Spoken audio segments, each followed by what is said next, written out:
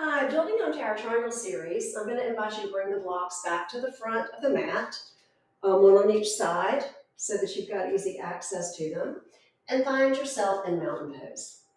From here, we're going to take an inhale, extend upward into extended mountain, and then hinging from the hips, exhale, forward fold. We're going to take it back to downward facing dog. After we halfway lift, and then exhale, step back to downward facing dog. Now, hopefully you've warmed up your body with some sun salutation A's and B's. And from here, we're going to bring this left leg forward. Actually, I'm going to bring my right leg forward this time. So I'm going to bring my right leg forward into low runner's lunge. I can use the blocks here. But from here, instead of taking it in high crescent, I'm going to walk this back foot in and make my stance a little shorter.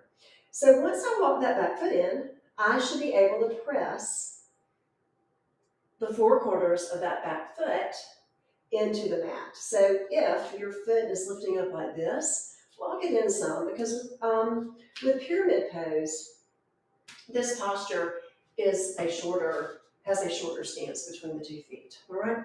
So I'm going to come up. My feet are hip width apart. My shoulders are square to the top of the mat. So it looks like this if you were to stand in front. So notice that my feet are about hip width apart, my shoulders and my hips square to the top. Now from here, the back toes are pointing towards the top corner of my mat. My front toes are going straight ahead. Knees and toes always in the same direction, remember, okay? Now from here, I'm going to take a block in my hand because I like to have a block for this. I'm going to extend the arms upward, maybe arch the back for a nice back bend, and then hinge from the hips as I reach forward. From here, I'm going to push this right hip back and push the left hip forward. So I'm going to make sure I stay squared, and I'm going to exhale into a forward fold here.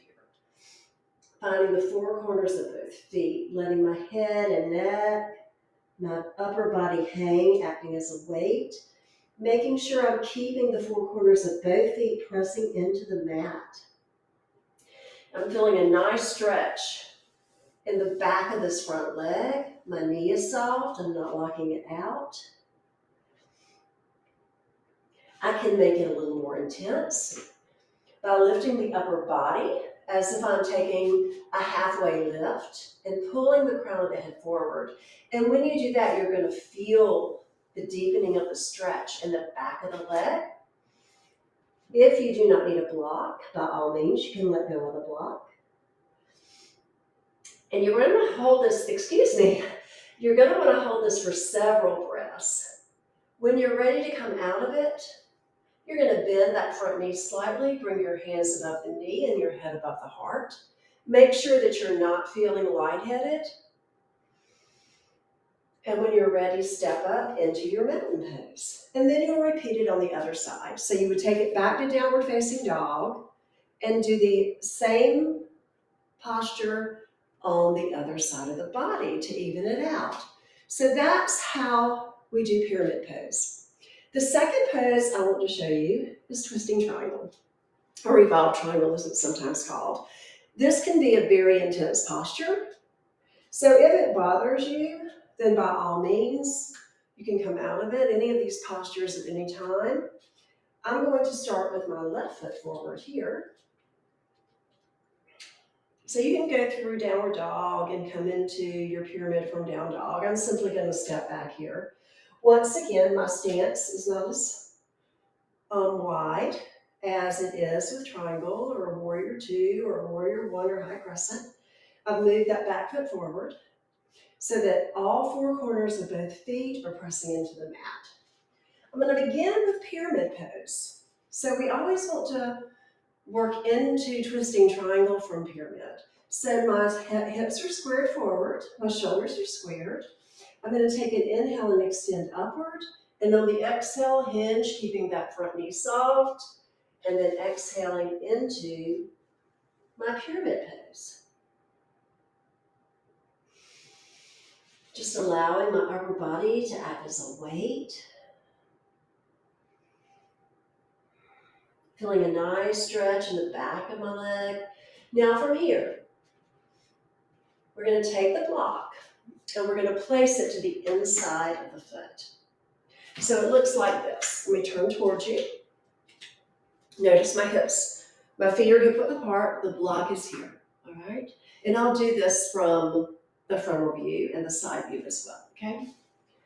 From here, I'm going to begin by placing my hand on my hip.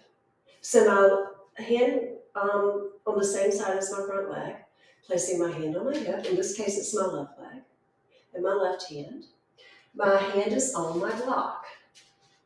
I'm going to raise this block a little bit. And from here, if comfortable, I'm going to press into the block and extend that arm upward, gazing up towards my left hand. So I'm feeling a deep stretch in the outer left hip as I twist and gaze upward. Now, if it is not comfortable for you to raise that hand, just keep your hand on your hip. This is twisting triangle, and it looks like this from a front view. Start here. Got my hand on my block, and I'm going to twist, gazing upward, and if I'm comfortable, raising that hand up. Right. Twisting triangle. Very intense posture. Those are our four, or the last two, of our standing triangle series.